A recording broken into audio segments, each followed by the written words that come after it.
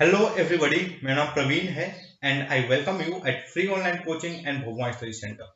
Guys, इस video lecture में मैं आपके साथ एससी वर्मा का जो कैपेसिटर चैप्टर है उससे एक्सरसाइज का क्वेश्चन नंबर 67 डिस्कस करूंगा। क्वेश्चन क्या है कि figure show two parallel plate capacitor with fixed plate and connected to two batteries. The separation between the plate is same for the two capacitor. The plate are rectangular in shape with width B, a length L1 and L2. The left half of the dielectric slab has a dielectric constant K1 and the right half K2. Neglect any friction. Find the ratio of EMF of the left battery uh, to that of the right battery for which the dielectric slab may remain in equilibrium. तो देखो, हमें क्या find करना है, हमें ratio मतलब बोल क्या रहा है क्वेश्चन में कि ये जो डायलेक्ट्रिक स्लैब है, this slab is in equilibrium. किसमें है? इक्विलिब्रियम में। ओके, तो पूछ रहा है कि आप जो बैटरी के ईएमएफ का रेशियो निकालिए। किसका किसका? तो of the left battery to the right battery. This is the left battery, मान लो ये V1 है और ये V2 है। सो किसका रेशियो निकालना, हमें वैल्यू निकालना V1 बाई V2। ओके, चलो। सो गाइस देखो, अगर आप क्वेश्चन नंबर 67 डिस्कस मतलब सॉल्व किए होंगे तो आप एक चीज कंफर्म होके बोलेंगे कि भैया ये जो डायलेक्ट्रिक है ना, इस डायलेक्ट्रिक पे एक फोर्स लगने वाला है और इस डायलेक्ट्रिक पर ये जो कैपेसिटर है, ये जो होल कैपेसिटर है, वो किधर फोर्स लगाएगा? तो वो फोर्स लगाएगा इस डायरेक्शन में, इस डायरेक्शन में। तो ये फोर्स होगा F। ओके, और ये अगर इक्विलिब्रियम में है तो इस डायलेक्ट्रिक पर भी इस डायरेक्शन में मस्ट भी फोर्स होना चाहिए, वो F होना चाहिए। और गाइस, अगर हम F की वैल्यू कैलकुलेट करते हैं, मतलब इसको इक्वेट करेंगे, तो we may get the answer. Okay,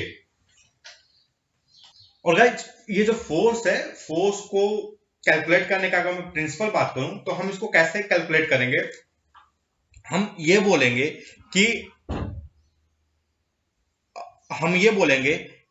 अगर एनर्जी चेंज हो रहा है, एनर्जी चेंज हो रहा है, एनर्जी चेंज, दिस मीन्स कि work is done, work is done. Okay, और ये मे बी कौन वर्क कर रहा है? मे बी आपको हमारा सिस्टम वर्क कर रहा हो, चाहे may be external agent work कर रहा है, but there is someone who is doing the work. Okay, if energy is changing then work is done. This means कि अब work is done, then guys देखो जो होता क्या है कि जो डी डब्ल्यू होता है, डी डब्ल्यू क्या होता है basically F dot D are.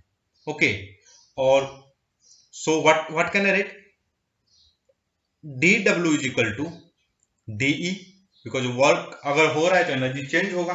DE, D W is equal to D E. इसका मतलब D E by D R is going to be the F. यहां आर क्या है बेसिकली? डी आर क्या है? ये फ्रैक्शनल डिस्प्लेसमेंट है। ओके, तो आई होप गाइस आप इससे अवेयर हो गए, जो कॉन्सेप्ट है इससे अवेयर हो गए। और आप अगर इसमें डाउट है तो you can go and read work energy, जो प्रिंसिपल है work energy principle, work energy and power, उसमें जाइए और इसको थोरोली पढ़िए। You are going to get this things. Okay, चलो। तो तो हम बेसिकली क्या करेंगे कि हम चेक करेंगे क्या energy as a function of displacement change हो रहा है कि नहीं।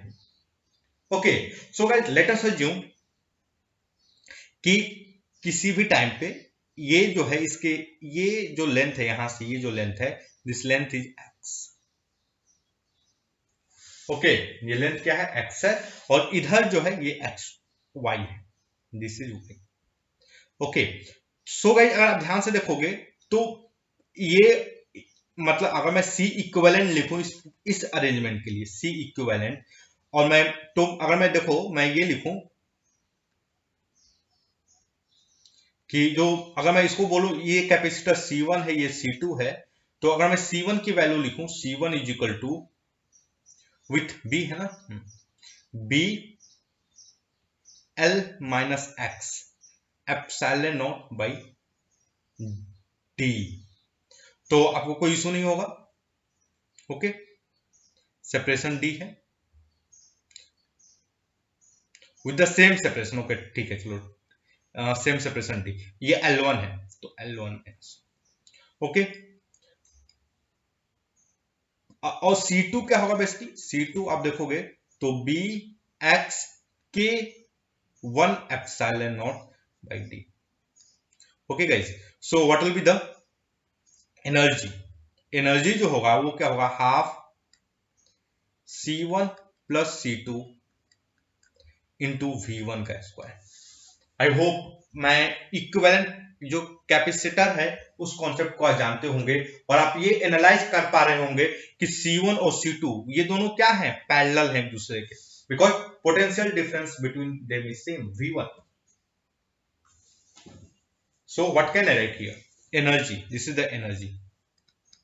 तो चलो मैं वैल्यू सारे रखता हूं।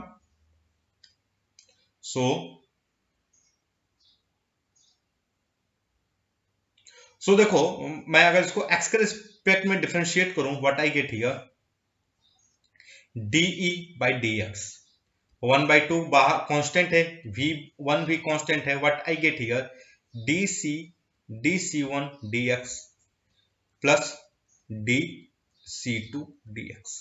तो मैं इसको x के मतलब DC1 और DC2 को x के रिस्पेक्ट में निकाल लेते हैं।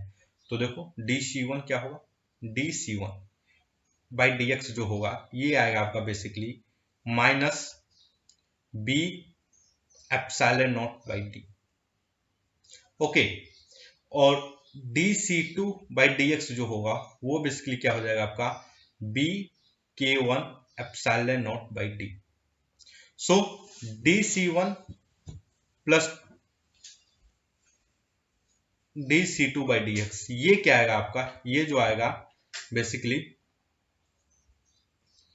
B epsilon not by D के -1 हो जाएगा, ओके। सो K1 कर देते हैं एक्चुअली, K1।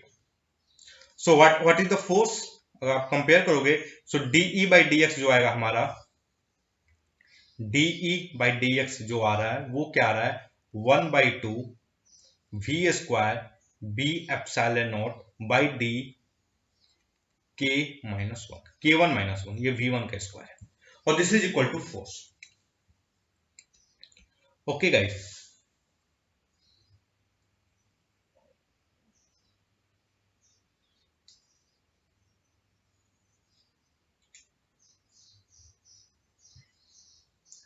सिमिलरली अगर आप कंपेयर करोगे तो जो इस वाले कैपेसिटर, ये जो कैपेसिटर इसमें जो F आएगा वो भी इसी की तरह आप लिख सकते हो, मतलब इसी तरीके से।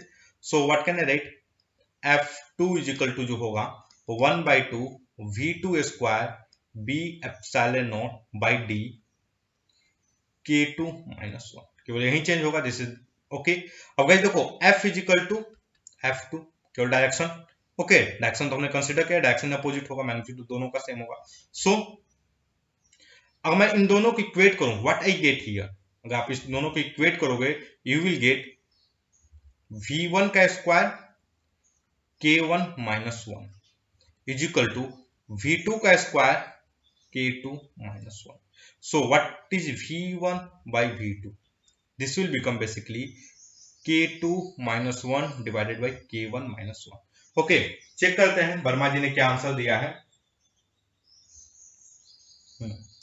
K2 -1 divided by K1 -1। So that's all guys, I hope कि ये जो वीडियो लेक्चर है ये आपके स्टडी में हेल्पफुल होगा। And guys if you like my video then don't forget to subscribe my YouTube channel free online coaching and Bhogwa study centre. Thank you for watching. Have a nice day.